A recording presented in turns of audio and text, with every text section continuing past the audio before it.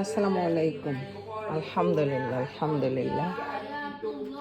এই আমার ঘর, এই আমার বাচ্চারা, মাশাল্লাহ। আমার চারও বাচ্চা মাশাল্লাহ কোরআন পড়ে।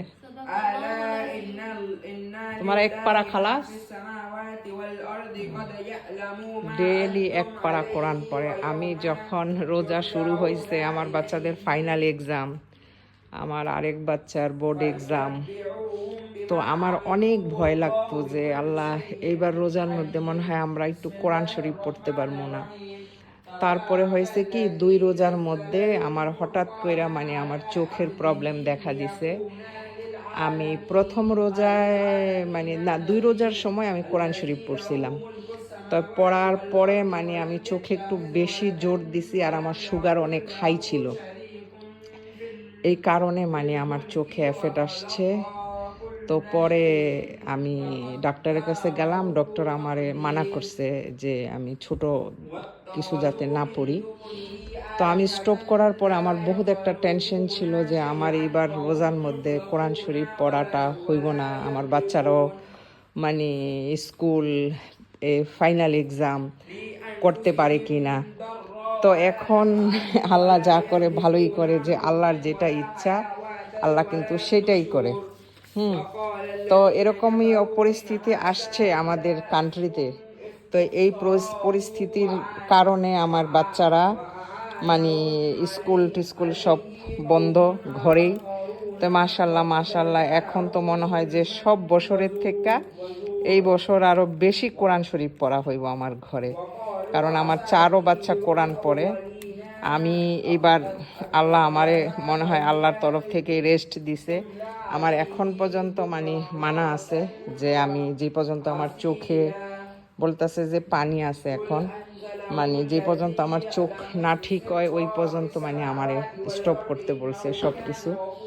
তো আলহামদুলিল্লাহ, আমার এখন আমার ঘরে সব হইতাছে, আমার মন অনেক খুশি।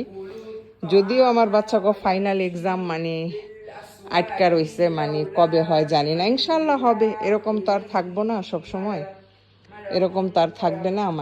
একটা পরিস্থিতি, একটা কিছু হবে ইনশাল্লাহ, জলদি হবে। তো ইনশাল্লাহ আল্লাহ যাতে সব কিছু সেটেল করে দেয়, আমাদের কান্ট্রির সব কিছু ভালো করে দেয়, এই দোয়াই করি। তো আজকে আমি, আমার বাচ্চারা সব দিনই কোরআন পড়ে, এখন সকাল পড়ে, বিকালে পড়ে। তো আমি ঘরটর গুছাইয়া টুসাইয়া এখন আসছি নামাজ পড়মু, নামাজ পড়া জামু। আজকে আমার বাচ্চাদের খাবার ভিডিও করে নিলাম যে আমার বাচ্চারা কোরআন পড়তেছে, আলহামদুলিল্লাহ। আপনাদের সাথে শেয়ার করলাম যে আমি অনেক টেনশনে ছিলাম যে আমার বাচ্চারা এইবার কোরআন পড়তে পারবো না। আর ওকে আমি এফোর্টও দিই নাই, চাপ দিই নাই পরীক্ষার আগে, যে পরীক্ষা শেষ হোক।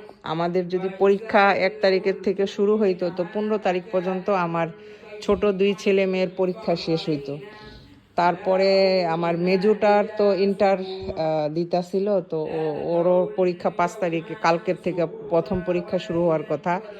এখন পর্যন্ত আমরা জানি না যে পরীক্ষা হবে কি না।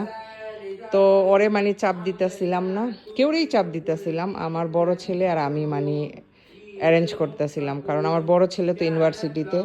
তো ওর সুবিধা বুঝা, ওই যখন ক্লাস থাকে ক্লাস করে, যখন না থাকে তখন আবার আমারে হেল্প করে, আবার কোরআন শরীফ আমার সাথে পড়ে, আলহামদুলিল্লাহ। আমি মেহনতি, অনেক কাজ করতে পছন্দ করি, গুছগাছ করতে পছন্দ করি, সুন্দর সব কিছু আমার সুন্দর রাখতে আমি পছন্দ করি, সাজানো গোছানোটা আমি পছন্দ করি, আর সব কিছু সাজাইতে আমি অনেক পছন্দ করি। আমার ভালো লাগে, সাজগোছ অনেক ভালো লাগে। জানি না আমি কতটুকু করতে পারি, তারপর আলহামদুলিল্লাহ যতটুকু পারি আল্লাহর কাছে শুক্রিয়া। তো সবাই ভালো থাকবেন। আমি একটা ভিডিও দিলাম আমার ঘরের, আমার বাচ্চাদের, আমার মনের খুশির থেকে।